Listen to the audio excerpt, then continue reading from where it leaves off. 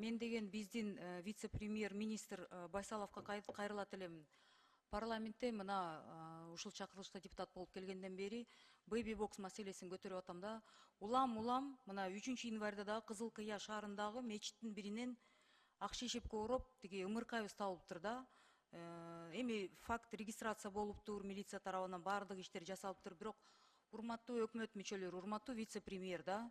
Эми кайсы жумуш менен алек болгонуңузду мен кээ бирде түшүнбөй калам, бирок бул маселени көзөмөлгө алып туруп, сөзсүз түрдө Алмаз Сагунжанович сизге да кайрылам да.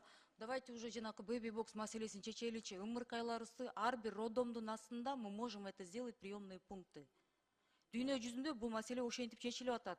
Расмий түрдө где-то 3-5 мүнөттө мүмкүн ой пикирин өзгөртөт ошол эне, баласын кайра алып кетем дейби деген убакыт берилет экен, андан кийин ошол бокс жабылат экен дагы, и доктурлардын тарабына өтөт экен да, роддомдордун астында. Ушинтип балдарыбызды канча бала тиги эми каза болуп калбасын деп капа болуп атам да. Мусоркага чейин таштандык жактын арасында таап атабыз, бул туура эмес болуп атат да.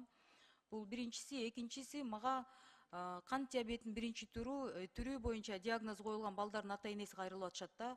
Инсулин дарылардын Новорапид, Апидра, Лантус, Левемир дарыкана тармагынан кайтарып берүү суранып жатышат да. Анткени деген 20 жылдан ашык колдонууда коопсуз экени далилденген дейт.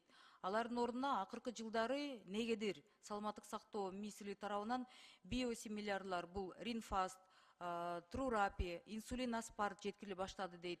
Алар коопсуздук жана натыйжалуулук боюнча текшерүүдөн өткөн эмес дейт да. Ата энелер аябай капа болуп атышат да. Бул биосимилярлар гипогликемия жана жалпы балдардын абалдарынын начарлашы сыяктуу терс таасирлерге алып келгени айтылып жатышат. Мисалы побочный эффект катары почка, печенге мындай туура эмес терс таасирлер болуп атат дейт. Ата энелердин пикиринде инсулин алмаштыруунун ден соолукка терс таасир бар экендиги аябай белгилеп, бул уже доказано айтылып жатат дейт да.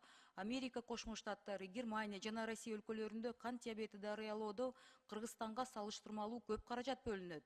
Кыргызстанда болсо каржылык чектөөлөрдүн натыйжасында инсулиндердин жетишсиздиги жана жетишсиз текшерилген арзан препараттарды колдонууга аргасыз болуп, муктаждыгы келип чыгып жатат. Ошол себептен ата энелер сапаттуу текшерилген инсулиндерди алып бериңиздер деп суранып атышат да. Эми бул биздин келечек муундардын ден соолугу да. Ансыз эле дүйнө жүзүндө профилактика жасайт, а биз последствияларды кесепеттер менен алышып калып атабыз да. Буга дагы мен биздин вице-премьер Байсаловду көңүл буруп бериңиздер деп абдан суранат элем да.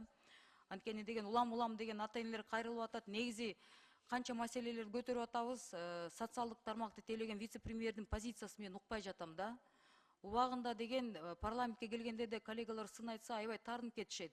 Бирок маселе чечилбей атат да, зордук зомбулук күчөйүп атат да. Көңүл буруп коюш деп суранат элем. Рахмат.